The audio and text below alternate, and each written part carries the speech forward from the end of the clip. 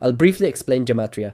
Gematria is a numerical system assigned to the Hebrew alphabet, which is ordered Aleph, Beth, Gimel, Dalet, He, Vav, Zayin, and so on. And each letter has a numerical value. Aleph is worth 1 Beth, being the second letter, is worth 2 Gimel, being the third letter, is worth 3 Dalet, 4 He, 5, and so on, until the alphabet is complete. So, you're thinking, calculating it is really just a matter of taking a pencil and starting to say the word, for example, dad in Aramaic. In this case, Abba. It would be Aleph is worth 1, Beth is worth 2, and Aleph is worth 1. How do you spell Abba? It's written Aleph, Beth, Aleph. So the word Abba, its Gematria would be 4. Aleph, Beth, Aleph. 1 plus 2 plus 1, that's equal to 4. Up to this point, everyone understood that's called Gematria. So you're thinking, Wada, why complicate things by going letter by letter if I can make a program in Python?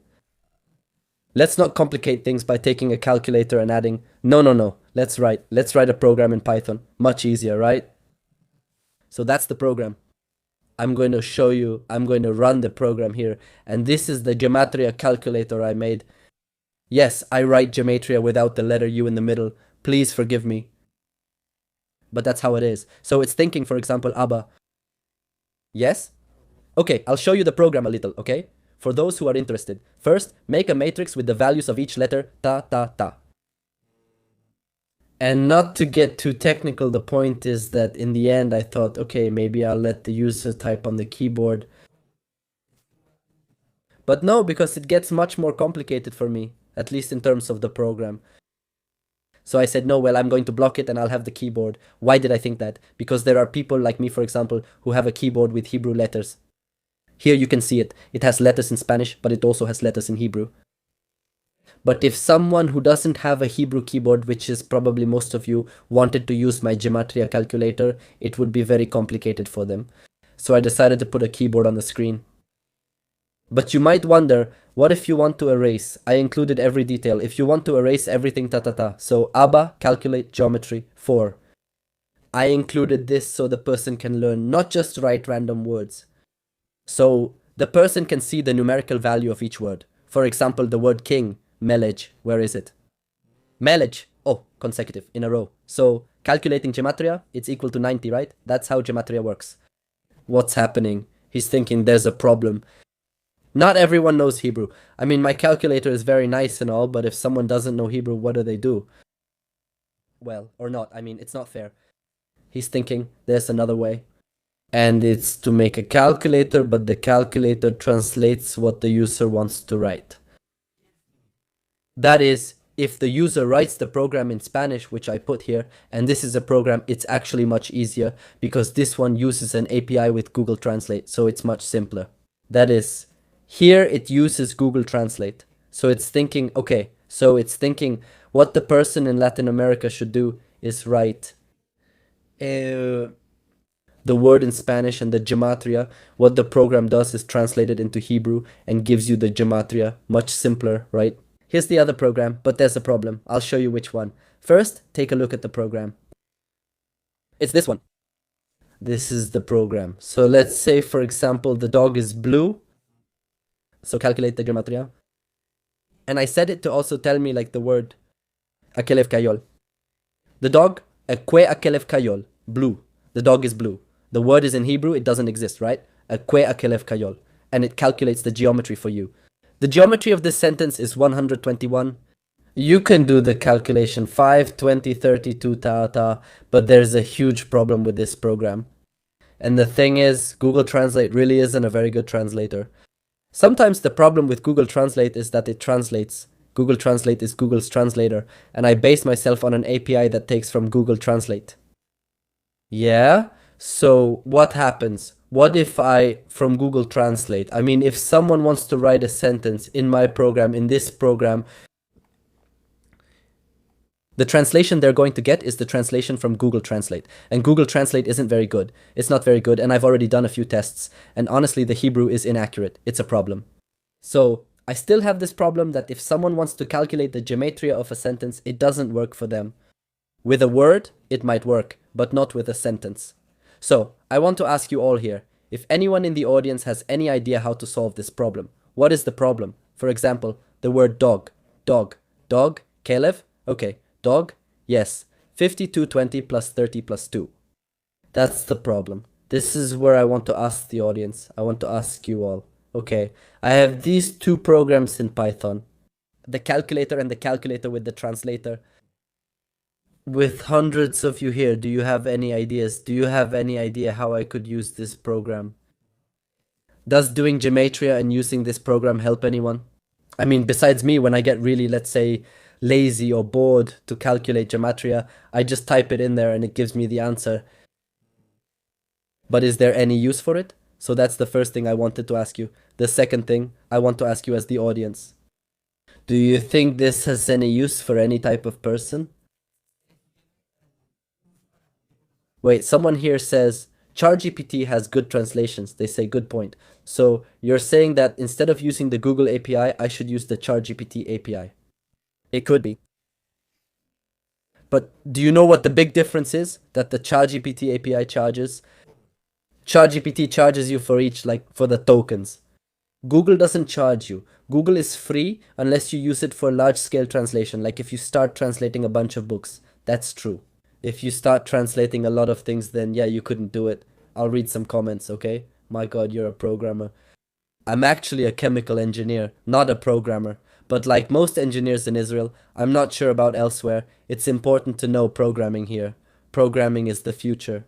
So that's why in Israel we're taught to program. Even in, let's say, professions that aren't really that scientific.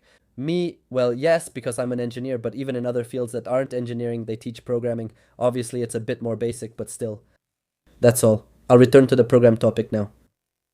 Here you have the two programs, the calculators for, how do you say it, geometry and all that. But what uses can they have? And not just what uses can they have for you as users.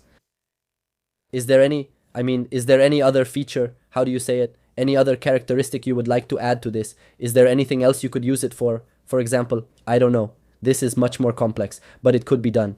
And that's having the text of the Torah. That's what I thought. And that you could point with the cursor and it would tell you the geometry. That's one option. Another option I also thought of is that the program not only tells you your geometry, the geometry of the word you're looking for, but also gives you words that also have this same geometry. So another one, what other word has the geometry 182? So it searches in a geometry dictionary where all the words are, from Aleph to Taf, all the words, with their numerical value. And this geometry calculator tells you which words match 182. Why is this useful? For those who study Kabbalah, this could be useful. Because if a person studies, for example, the word hateva, nature, then the same geometry of the word nature is the same geometry as the word God. Did you know? Elohim. It has the same geometry as nature. God creates nature and its manifestation, all of this. So this is one. Or for example, the word Amalek, right? I'll show you live. Amalek is Amalek 240. And it's 240, it's the word Amalek. And there's another one, which is the word doubt, Zafek. 240. Zafek means doubt. Doubt is like Amalek, who attacked Israel when they were weakest as they tried to reach the land of Israel after gaining their freedom. Amalek targets the vulnerable, just as doubt weakens people and prevents them from reaching their goals. And when a person is trying to free himself from ideas, that is doubt. Doubt. Amalek is doubt, right? It's a teaching. So he is thinking, well, let the person write the word and have it show up all the, let's say, the list of words that match that geometry. Do you think this idea is good? Interesting. A couple of days after recording this video, I looked online. I found that this geometry calculator already exists, but it's not a program, it's a website. I'll share it with you in the description. You type in a word and it tells you other words with that geometry. What's the disadvantage? And that's the advantage of the program in Python that I made. With the program I made, you can write in Spanish. The website is entirely in Hebrew, so if a person doesn't know Hebrew, they can't do much because of the language limitation. On the other hand, in my program, you can write in Spanish and it returns the Gematria in Hebrew. So that's an advantage that my program has. And another advantage is what I'm going to tell you next, which I also did in the live, and how the plan is. But this website doesn't have that. That's on one hand. And to combine it, this With the other calculator, with this one, with the calculator where you type. So you could type Malik. Malek 240 and Duda. Calculate what I gave myself. Zafek 240. So the idea is that if someone writes, for example, they're studying, like I told you, Kabbalah. So the person writes it, it could even be a whole verse. That no, I mean, actually it is. Let's see, for example, I have a question. Yes. And Ashley Zafek. Yes, yes, yes. So, what's going on? The person posts a passage, a verse, for example, from Psalms, or one or two words from Psalms or whatever, from the Tanakh, or from the Talmud or elsewhere, from daily life. Their first and last name, their son's name, whatever. It appears in the Kabbalah calculator. It shows you all the matches. And that way, the person can say, wow, that would mean that if I have this level of, if this is the numerical value of what I'm looking for, this matches with this. And that's why it makes sense. Because it's known that Judaism is very precise in terms of language. That the language fits very well with the meanings of the words. So tell me what you think about this idea. It would be interesting. For those who study Kabbalah, it could be an interesting tool. And, well, there's something I wanted to tell you. For example, here's something that I didn't know how to overcome this. And it's, for example, the word dad. It doesn't say dad here, it says potato. Potato, like a food. It calculates it as if it's the word dad. I have this problem in the program and don't know how to fix it. Here's all the code. If anyone wants to steal the program, go ahead. I don't really care. It was made quickly. The only thing that took me some time was making the matrix, which took a few minutes. Aleph 1, Bet 2. That took me a while. The rest, very standard, yes. And this one is a bit more complex because this one uses like the Google Translate API. So that's how it is. I don't know if you can replicate it that easily, but you can if you want. And that's it. In any case, now it's up to you. Whatever comes to your mind. Any ideas? I'm open. Here. Leave in the comments how I could improve this program, or what other options come to mind, or what other type of program you would think of making. In fact, I also came up with another great idea. This is the calculator I made at first, before thinking, before remembering that not everyone knows Hebrew. But if you come up with any interesting program, well, here I am. I'm open to suggestions. I don't know if, well, just don't tell me. No, make a program that solves world hunger. Yeah, not like that either, but I had thought, like I told you, about making a Gematria dictionary. Yes, but not literally. It's not that someone looks up the numerical value of a word. They can calculate that. Instead, the geometry dictionary lets you enter a word and get other words with matching geometry. And take it a step even further, because the good thing about programming is that you can take it further. Much further. And if you write a phrase, like, I don't know, a whole phrase, just think about how one could use this. Write a whole sentence, even a paragraph. Let it calculate the geometry for you. Let it search the database it builds for you. Phrases that match that have the same geometry. And here, we write and Moses writes in the comments, I would use artificial intelligence. Of course, it's a good idea, because if you have artificial intelligence, and here it can be done, by the way, with Python, you can add artificial intelligence, just so you know. Here's what you could do. Write a sentence, or a paragraph, a sentence, let's simplify, and let it look up the Gematria.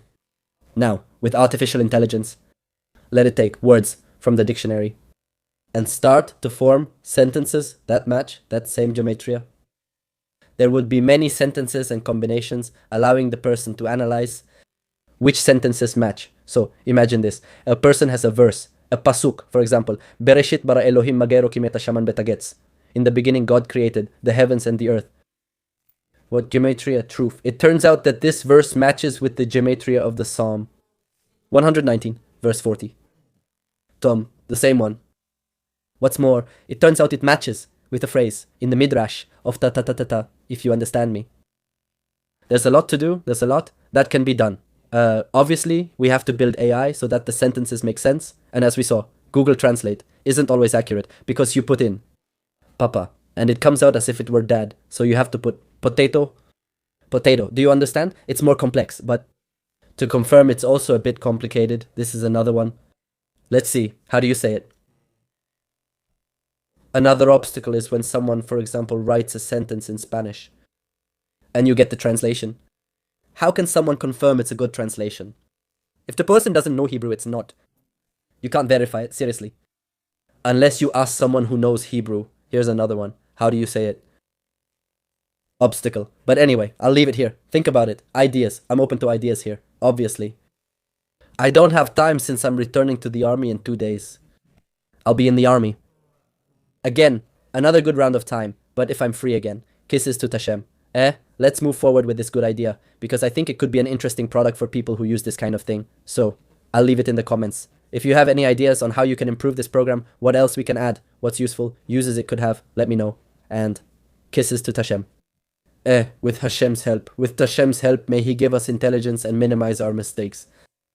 In the program, we could do it. And that's it. I send you all a big greeting.